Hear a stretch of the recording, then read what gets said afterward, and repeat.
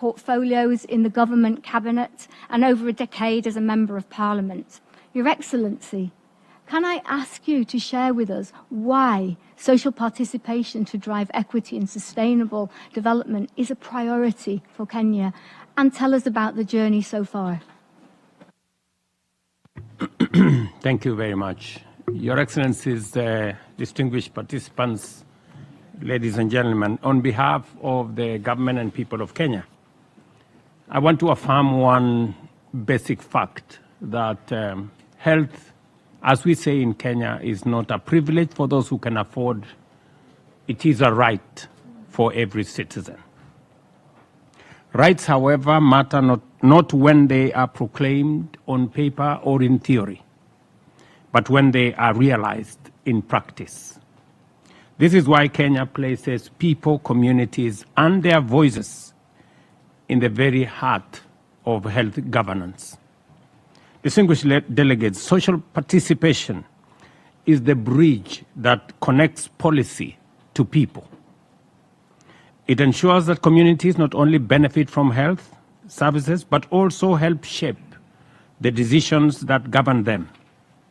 It is in this spirit that Kenya strongly supports the World Health Assembly resolution on social participation and social connection in 2025, which we view as vital instruments of transformational governance and inclusive development. When communities participate in health decisions, three things happen. First, policy becomes responsive to real needs rather than remote directives. Second, accountability and transparency flourish as citizens can follow and track how resources are used. And three, health systems grow stronger and more resilient, trusted by the very people they serve, especially the most vulnerable. In Kenya, this is how we ensure that expectant mothers has access to essential antenatal care, that every child receives life-saving vaccines, and that families are supported in confronting the rising burden of non-communicable diseases. Ladies and gentlemen, Kenya's commitment to social participation is firmly anchored in both law and policy. Our Constitution guarantees the right to the highest attainable standard of health on one hand, and the right of citizens to participate in governance. Both are constitutional imperatives. The Public Finance Management Act embeds citizen input in budget making, including in health, while in the Health Act outlines mechanisms for community engagement in service delivery. We are also aligning policy with action. We recently enacted 4 transformative laws to drive universal health coverage reforms. And why I say we had to change the whole architecture around law to be able to make health much more responsive. The old law had no place for people. The old law did not give voice to the vulnerable and to the people at the margins. And that is why we had to change the legal framework completely. Yet legislation alone is not sufficient. Participation must be practical and tangible. To this end, Kenya is pursuing 5 concrete strategies. First, we have empowered community health promoters with medicines, smartphones, and stipends, co-financed by both levels of government to ensure that last-mile delivery of essential services is done.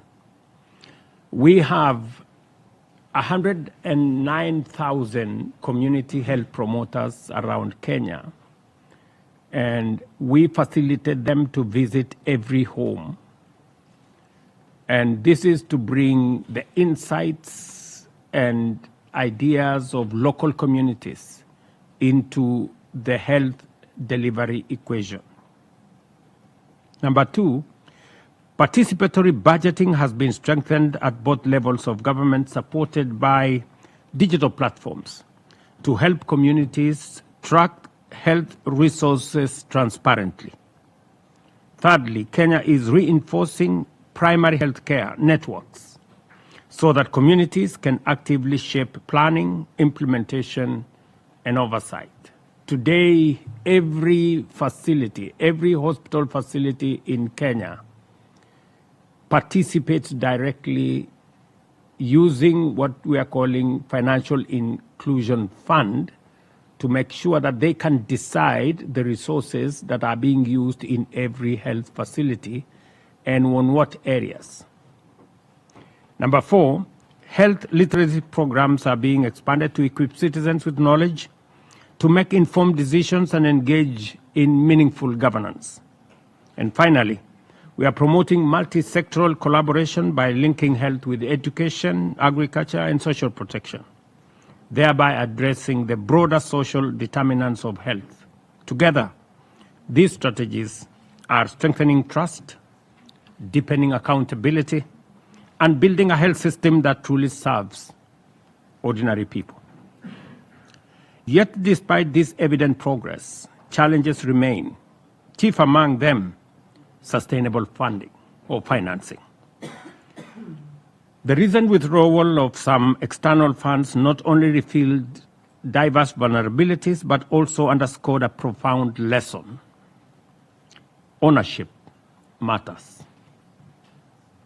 When communities set priorities, monitor spending, and contribute through local mobilization and volunteerism, resilience is strengthened. I say this, that today we have enhanced local mobilization of resources for health. There was a time we depended on USAID and all the other good people. But today, our 300 billion shillings health budget is wholly 100% mobilized using domestic resources by Kenyans. It speaks to sustainability and predictability. Social participation is therefore not only a moral obligation, but also a financial strategy that reduces waste, increases efficiency, maximizes impact, and builds ownership. In Kenya, we are deliberately building a system that is less dependent on external aid and more firmly grounded in domestic solutions and community leadership. Ladies and gentlemen, as we look at 2025 World Summit on Social Development, Kenya affirms that health equity is inseparable from social justice and sustainable development. We call on this meeting to embed social participation indicators in global health frameworks and share knowledge and innovation that empowers communities to shape their health destinies. Another critical indicator that should be embedded in social participation is the commitment of resources not only to medicines and infrastructure, but also to the democratic right of people to participate in decisions that affect their health. Together, we must forge a renewed global social contract anchored in solidarity, participation, and equity, where every person, regardless of geography or status, has the right and the power to shape their health, their future, and their societies. Thank you very much. And I don't feel like Mr. Walt.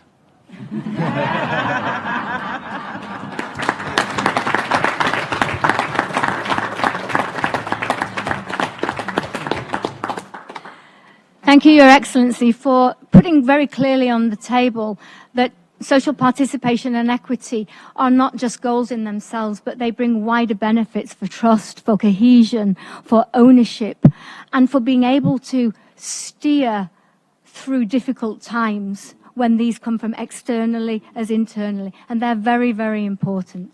So thank you very much for that.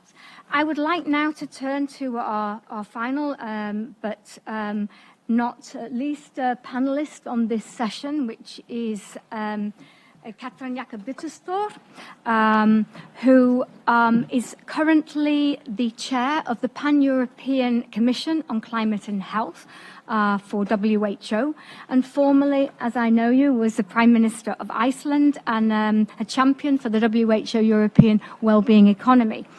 Katrin, I know through your political career, transformation through participation, genuine dialogue has been at the heart of your portfolios as Minister of Education, Science and Culture, Minister for Gender Equality, and latterly as a Prime Minister. Can you tell us how, in your current role as Chair of the Commission, ensuring equity is at the centre of the work, and how is the Commission amidst the seeming backtracking of climate change, tackling this by engaging diverse voices? Katrin, over to you.